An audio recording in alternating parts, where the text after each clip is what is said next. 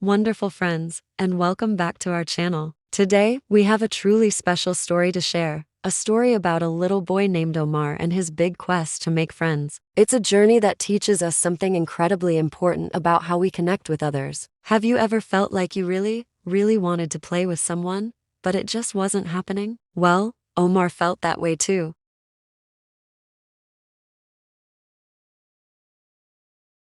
He imagined building the tallest block towers in the world, racing toy cars across the entire playroom, and creating epic adventures in the sandbox. There was just one little problem. Omar wanted everyone to play his games, his way, all the time. Or he'd stand by the block corner and announce, "Everyone has to help me build my castle." He thought that if he had the best ideas, everyone would naturally want to join in. But that's not quite how it worked. Sometimes his friends would look at each other, shrug, and slowly wander off to do something else. One might want to draw a picture, another might want to read a book in the quiet corner. Omar would be left standing alone with his grand plans, feeling confused and a little bit sad. One sunny afternoon, this feeling grew into a big, lonely cloud.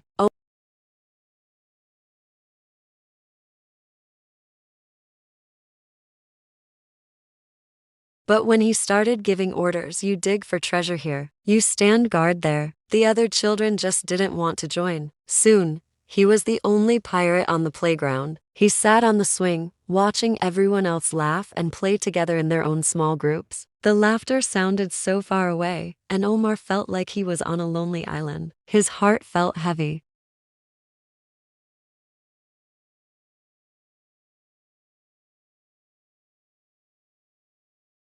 "What's on your mind, Omar?" she asked gently. Omar kicked his feet in the sand.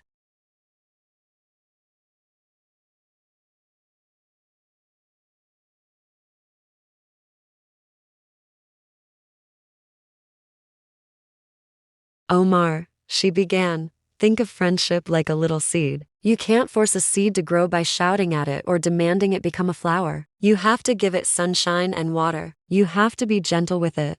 Omar looked at her, puzzled. "What do you mean?" he asked. She smiled. "Friendship is not built by force."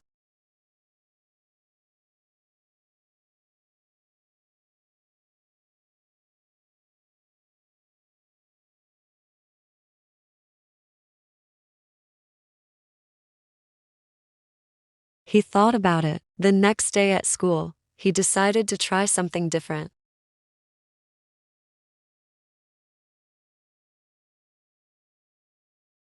Instead of telling her to come play with his cars, he asked, "What are you drawing, Lily?"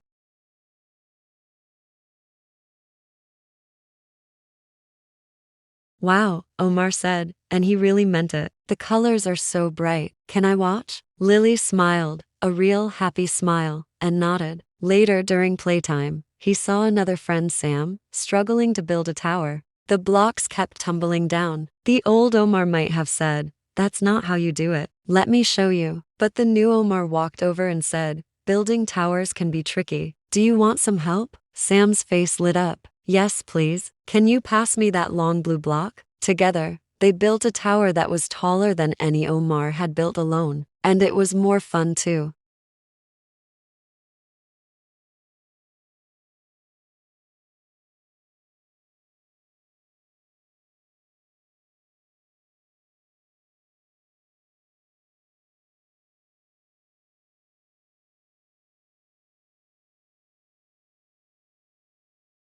He held the door for his friends. He offered a good morning and a smile to everyone he saw. He was still the same Omar, full of energy and great ideas. But now, he shared his ideas instead of enforcing them. He'd say, "Hey, I was thinking we could play pirates. What do you all think? What roles does everyone want to be?" Suddenly, everyone wanted to play. Lily wanted to be the one who spotted islands, and Sam wanted to be in charge of the ship's sails. It was still a pirate adventure, but it was their adventure, not just Omar's. The playground didn't feel like a lonely island anymore. It felt like a wonderful world full of friends. Laughter wasn't far away. It was all around him, and he was part of it. He was building towers, drawing pictures, and going on incredible adventures. But this time, he wasn't alone. He was surrounded by friends who wanted to be with him, not because he told them to, but because he was kind. Omar learned the most valuable lesson of all. His teacher was right. Friendship really is like a delicate plant. You can't force it.